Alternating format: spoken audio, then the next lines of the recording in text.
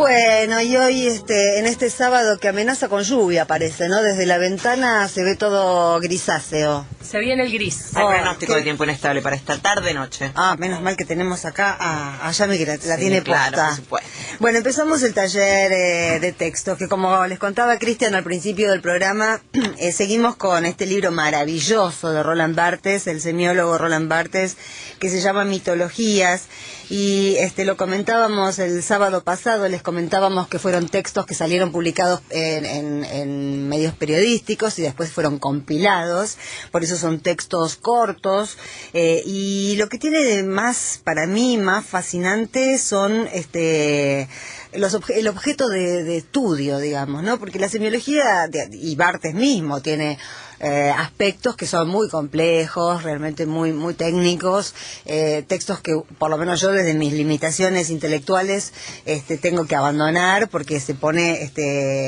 digamos muy muy semiólogo duro, pero al mismo tiempo tiene su correspondencia con otra parte de sí en la que observa la cultura de masas y reflexiona sobre la cultura de masas con una batería de conceptos que son fácilmente entendibles para cualquier persona a la que le interese, obviamente, esa temática.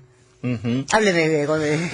Sí, no, una característica muy interesante de Barthes es que era una persona muy inquieta, entonces hay diferencias sustanciales y radicales entre los distintos libros. En realidad se le criticaba que muchas veces proponía determinado proyecto y después lo abandonaba y se iba a otro lado. O sea, era muy difícil de seguir, porque al principio se estableció como teórico, después escribió para estas revistas, después al principio elogiaba la vanguardia y la escritura contemporánea, después se empezó a dedicar a leer a Balzac y a Proust, o sea, los autores clásicos franceses.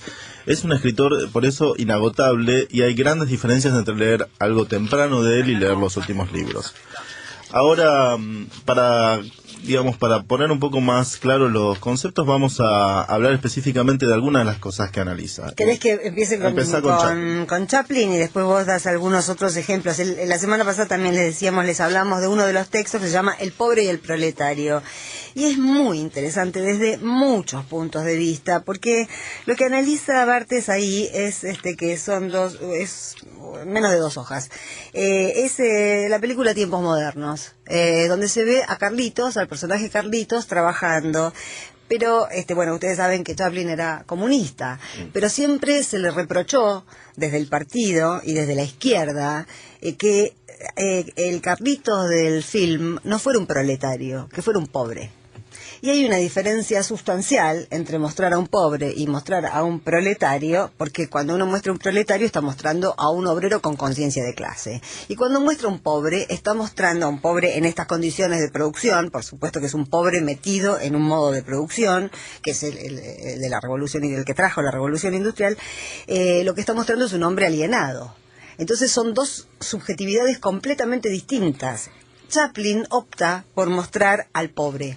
Entonces, lo que dice Barthes es que Chaplin siempre ha visto al proletario bajo los rasgos del pobre. De allí surge la fuerza humana de sus representaciones, pero también su ambigüedad política. Y es muy interesante cada una de las les contábamos la semana pasada que una de las cosas que tiene Barthes también es que escribe muy bien, ¿no? Porque uno puede ser un observador de cosas muy agudas, pero después tiene que encontrar las palabras y los ejemplos para ilustrar lo que piensa, y ahí el escribir bien o el escribir mal se nota. Hay grandes teóricos como Freud, por ejemplo, o como Foucault, uh-huh, que uno los lee y da placer leerlos, uh-huh, porque además de grandes teóricos han sido grandes escritores, y hay otros que no, hay otros que son áridos y son plomazos. La verdad que si uno no está ubicado en su propia especialidad no se los banca. A estos se los puede leer sin ser semiólogo, sin ser psicoanalista y sin ser filósofo. En este texto del pobre y el proletario, dice Barthes, por ejemplo, para Chaplin el proletario sigue siendo un hombre que tiene hambre. Y las representaciones del hambre siempre son épicas. Grosor desmesurado de los sándwiches, ríos de leche, frutas que se arrojan negligentemente apenas mordidas. Como una burla, la máquina de alimentos, de esencia patronal, proporciona solo alimentos en serie, pequeños y visiblemente desabridos. Sumergido en su hambruna, el hombre Carlitos se sitúa siempre justo por debajo de la toma de conciencia política. Para él, la huelga es una catástrofe, porque amenaza a un hombre totalmente cegado por su hambre. Este hombre solo alcanza la condición obrera cuando el pobre y el proletario coinciden bajo la mirada y los golpes de la policía. Históricamente, Carlitos representa más o menos al obrero de la Restauración, al peón que se rebela contra la máquina, desamparado por la huelga, fascinado por el problema del pan, pero aún incapaz de acceder al conocimiento de las causas políticas y a la exigencia de una estrategia colectiva.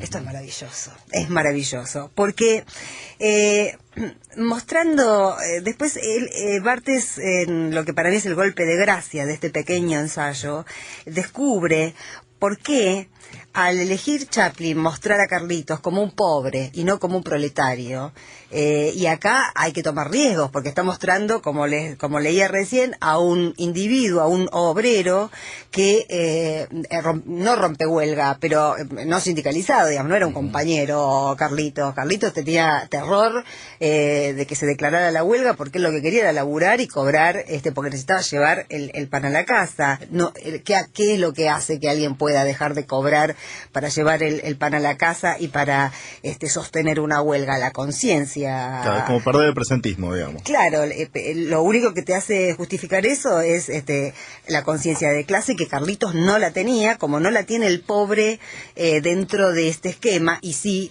la tiene el proletario, porque para ser proletario tenés que pasar por Marx. Entonces ahí sí ya aparece solita la conciencia de clase.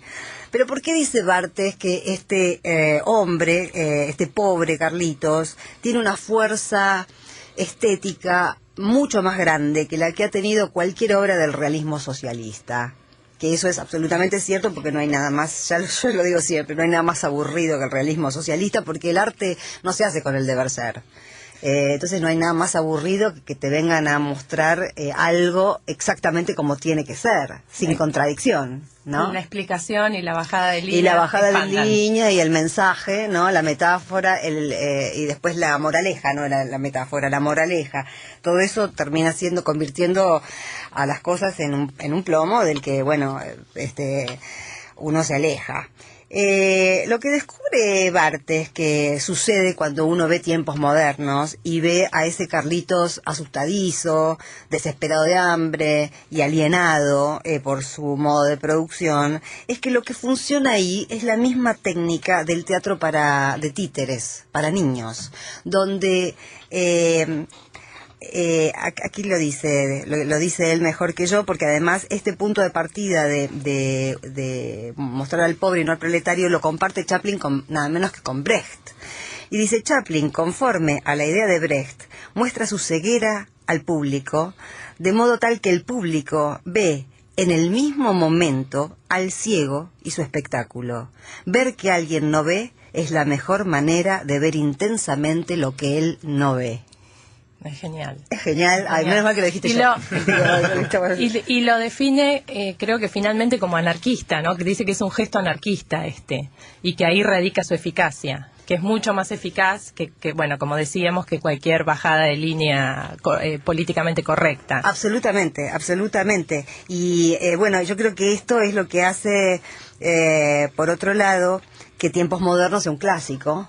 Que no pase de moda, que pueda seguir conmoviendo más allá de que uno esté interesado o no en el trasfondo político de la película, y es lo que hace que Chaplin sea universal. Uh-huh.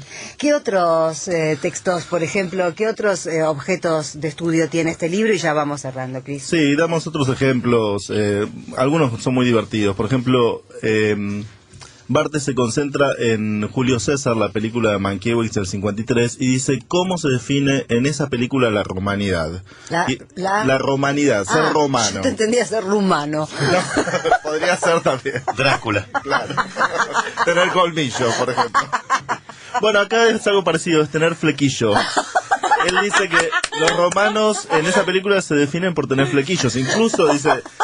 Son los mismos actores a los que estamos acostumbrados a ver como sheriff y cowboys, pero acá el flequillo les da la romanidad. Y hay otra cosa que es muy interesante en la película, que dice que todos los primeros planos de esa película es con gente transpirando. Y dice, ¿por qué la gente transpira? Porque transpira el pueblo, transpiran los senadores que están conspirando para matar al César. Dice que en ese caso el sudor tiene un atributo moral. ¿Por qué? Porque toda esa gente está atormentada y está pensando y se está debatiendo, bueno, por lo que está por pasar, porque están todos conspirando y demás. Y lo interesante es que, bueno, dice, todos estos chorros como de vaselina, porque está exagerado, dice que es intencional esa marca, no sé si es consciente, ¿no? Pero bueno, obviamente... dice que es como y hace ahí como un chiste, diciendo que en un pueblo que está acostumbrado a los negocios, pensar es una experiencia violenta y cataclísmica. Entonces que estas personas están como, digamos, digiriendo de alguna manera, y dice que, bueno, esta especie de secreción... Están excitados, claro. Están excitados por el pensamiento. Exacto. Claro. Entonces, bueno, que esa es como la señal. Después otra cosa que analiza, que me parece muy interesante también, es la aparición del Citroën en Francia. Y él define los automóviles en ese momento, después se masificó la producción y pasó a significar otra cosa. Pero dice que los automóviles en ese momento son como las catedrales contemporáneas. ¿Por qué? Porque son creados por artistas desconocidos, son consumidos sobre todo visualmente, y la gente no hace un uso de ellos, sino que básicamente los mira. Después obviamente se convirtieron. Y entonces él marca también cómo evoluciona la idea del automóvil. Al principio era muy importante la potencia, el motor, la velocidad y la solidez. Y en ese momento él dice que los automóviles, en vez de ser sustancia dura y velocidad y fuerza, se convierten en un sistema de líneas. O sea que lo que importa es el ajuste, son las líneas estilizadas, que la chapa es reemplazada por las grandes ventanas y los grandes vidrios como si fueran lienzos vacíos, y la idea de liviandad y de confort aparece, que hasta ese momento lo que importaba era la propulsión. Él habla, bueno, lo dice con un lenguaje que es maravilloso, que dice que se pasa de la alquimia de la velocidad y de la propulsión a la idea de las líneas y de las formas. Qué bello. O sea que va pasando por distintas cuestiones. Y el último, que yo lo leía y digo, esto es como muy actual, es cuando habla de los detergentes y los jabones, ¿no? Habla de los líquidos. Por un lado dice que hay una diferencia, que no se venden de la misma manera. Él dice que hay líquidos que son abrasivos y que lo que buscan es destruir la suciedad. Y dice que los polvos lo que buscan es liberarlo de la suciedad y que conducen la suciedad por los laberintos de la materia. Entonces dice que los líquidos son una especie de... Los líquidos como la amoníaco, la lavandina, ¿no? En este caso, claro, el SIF, digamos.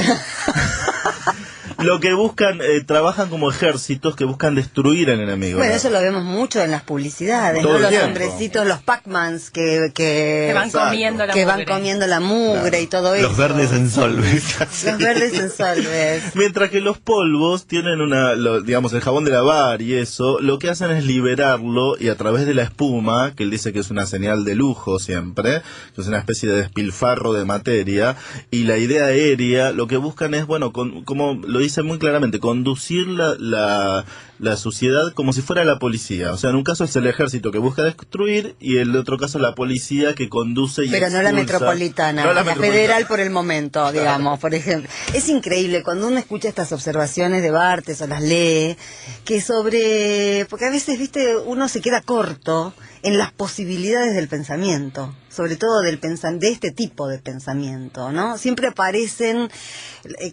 como posibilidad de grandes ideas, los grandes temas, y los grandes temas están metidos en nuestras vidas cotidianas, ¿no? Es que lo que dice Barthes justamente es que todo puede ser analizado como un discurso. Exactamente. Desde el detergente hasta los debates políticos más candentes. ¿Estuviste leyendo algo del libro? De la Facu, lo tengo de la Facu. Y estaba pensando, mientras hablaba Sergio, fíjate esta idea de mito, que es la que él introduce, que él lo que dice es que justamente su potencia, su eficacia radica en que algo es presentado como algo natural, dado desde siempre, y en esa presentación se borra su contenido político, se lo deshistoriza. Exactamente. Y es justamente lo que decía Sergio con conceptos como el de constitución, cuando se presenta como un fuego sagrado, inmaculado, dado desde siempre, conceptos como el de república. Claro, sin historia. Sin historia, y se los presenta como el ideal pero no, y se borra la historia que contienen. Y conceptos también como el de populismo, cuando se los presenta como un cuco. Sí, sí. Funcionan como mitos. Sí. En realidad hay una cosa que él hace muy interesante, la única vez que él se pone como enfático, porque pareciera ser una escritura como muy de placer y muy disfrutable cuando escribe, pero él a lo que repudia todo el tiempo en distintos momentos en el libro es el signo, él le encanta el signo artificial, por eso le encanta el catch, que es un espectáculo. ¿Cómo el signo artificial? El signo artificial, porque en realidad en el catch es puro espectáculo y uno cuando lo está consumiendo se da cuenta de que es una farsa. Está vendido como una farsa en cierto sentido. Sí. No importa el resultado, nadie apuesta por el Además resultado. Es muy interesante la diferencia que hay entre, lo que él señala, la diferencia que hay entre el boxeo y el catch. Exacto. Porque el catch es la celebración del canalla, porque en el catch está permitido romper los reglamentos. Claro. ¿No? Y uno lo consume como un signo artificial, no lo busca como no es el triunfo del mejor, ¿no? Entonces él... La momia.